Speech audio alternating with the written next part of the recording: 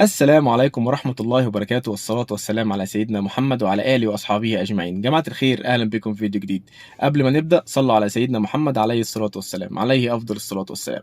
دلوقتي واحد في المحكمة واتحكم عليه بالسجن، خد سنة سنتين تلاتة أيا كان، والراجل ده كان مظلوم. كان إيه؟ كان مظلوم. فهل ده عدل ولا مش عدل؟ ها، مين عنده الإجابة؟ واحد قال مش عدل، مش عدل، مش عدل، مش عدل، مش عدل. في واحد بعيد جدا كده قال لك ده عدل. تعرفوا بقى ان الراجل الوحيد ده هو ده الصح؟ هقول لك ازاي يا صديقي. دلوقتي القاضي قبل ما بيدي قراره في القضيه دي ويقول الحكم بتاعه، بيبقى في فتره كبيره فيها تحريات وتحقيقات وشهود وي وي وي وحاجات كتير جدا. فبالتالي الورق اللي جه قدامه يقول ان الراجل ده مذنب، مع ان الراجل ده ايه؟ مش مذنب، الراجل ده مظلوم. فالقاضي ادى قراره بناء على ورق قدامه قال ان الراجل ده مذنب، فده عدل. اوعى تقول مش عدل. عارف تقول ايه بقى؟ تقول مش حق. مش ايه؟ مش حق.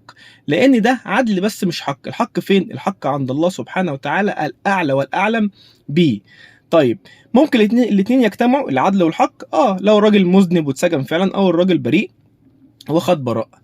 طيب، ممكن العدل والحق الاتنين ما بقوش موجودين، بس مش عند قاضي، مش عند واحد دارس وفاهم وفي تحريات وفي تحقيقات حصلت قبلها كتير جدا عشان يقولوا الراجل ده مذنب او مش مذنب.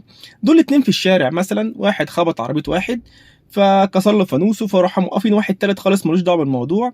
تعالى يا باشا، الفانوس ده يعمله كام دلوقتي؟ عشان الراجل عايز ياخد حق الفانوس. والله الفانوس ده يعمل له مثلا 150 جنيه. طيب، الراجل ده ادى قرار بناء على ايه؟ ممكن الفانوس ده بقى يعمل 200 جنيه، فبالتالي ظلم اللي هيدفع. وممكن يعمل ظلم، قصدي ظلم اللي هياخد. وممكن يعمل 100 جنيه فظلم ايه؟ اللي هيدفع. فده مش عدل ومش حق، لان الراجل ده ادى قراره بناء على ولا حاجه. فعشان نبقى فاهمين، القاضي ده بيبقى قدامه ورق وفتره كبيره فيها تحريات وفيها تحقيقات وفي شهود وفي يقولوا ان الراجل ده مذنب. قلنا ممكن ما يكونش مذنب، فده مش حق بس عدل. فالحق فين؟ الحق عند الله سبحانه وتعالى الاعلى والاعلم بيه.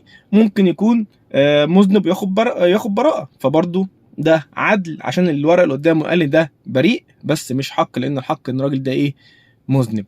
نقطة مهمة كنا لازم نعرفها عشان لما يحصل حاجة ما نقولش ان ده مش عدل. لا، العدل والحق عند الله سبحانه وتعالى، بس احنا البشر مش معصومين من الخطأ. فلما نخطأ بالنسبة لنا الورق اللي قدام ده فنقول ده عدل، بس الحق يعلمه الله وحده. جماعة الخير، ما تنسوش دعم بالاشتراك في القناة واللايك والشير. جزاكم الله خيرا، واشوفكم على خير، والسلام عليكم.